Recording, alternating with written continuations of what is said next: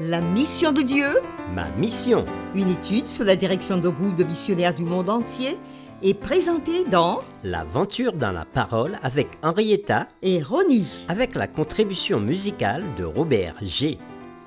Nous sommes enchantés de vous souhaiter la bienvenue en vous accueillant sur votre chaîne pour de nouvelles réflexions. Que Jésus-Christ soit notre victoire. Que le Saint-Esprit nous instruise et nous rende forts alors que nous nous arrêtons sur la mission de l'Église. Et nous avons abordé le grand thème autour de la mission de Dieu, ma mission. Et nous avons commencé avec la série 1, la mission de Dieu envers nous, première partie. Puis la série numéro 2, la mission de Dieu envers nous, deuxième partie. La série numéro 3, l'appel de Dieu pour la mission.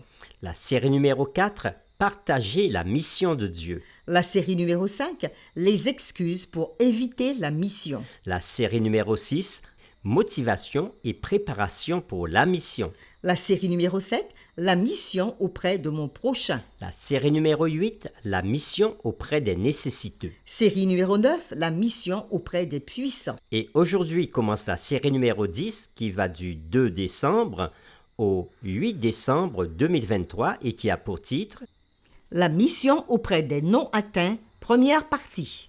Les lectures de la semaine concernent les chapitres suivants. Actes chapitre 17 1 Corinthiens chapitre 2, le verset 2. et Romains chapitre 1er, les versets 18 à 25. Le texte à mémoriser de cette semaine, que nous vous invitons à dire avec nous, se trouve dans Actes chapitre 17, le verset 24. Le Dieu qui a fait le monde et tout ce qui s'y trouve, étant le Seigneur du ciel et de la terre, n'habite point dans tes temples faits de main d'homme. Nous vous invitons à le redire avec nous, Actes chapitre 17, le verset 24. Le Dieu qui a fait le monde et tout ce qui s'y trouve, étant le Seigneur du ciel et de la terre, n'habite point dans les tentes faites de main d'homme. Décrivant ce que Paul avait fait à Athènes, Luc écrit qu'il s'entretenait donc dans la synagogue avec les Juifs et les hommes craignant Dieu, et sur la place publique chaque jour avec ceux qu'il rencontrait. Actes chapitre 17, le verset 17. Naturellement, Paul aurait été plus à l'aise d'œuvrer parmi les Juifs, sa propre chair et son propre sang. Mais Paul refusa de se contenter d'œuvrer uniquement parmi son propre peuple. Il avait été appelé à annoncer l'Évangile aux autres aussi.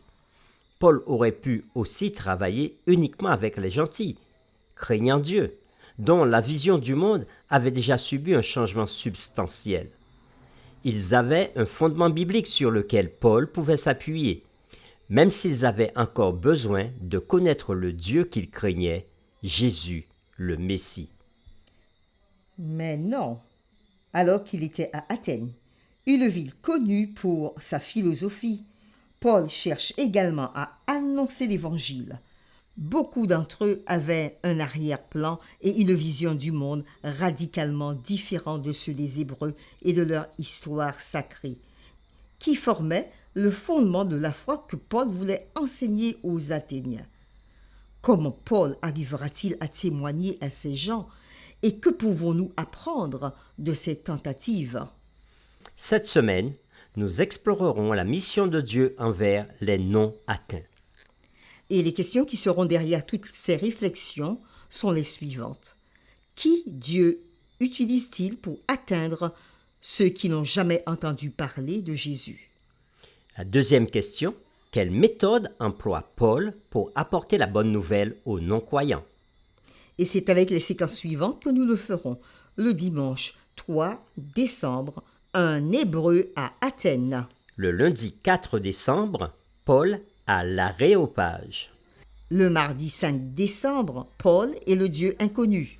Le mercredi 6 décembre, la présentation d'un nouveau Dieu.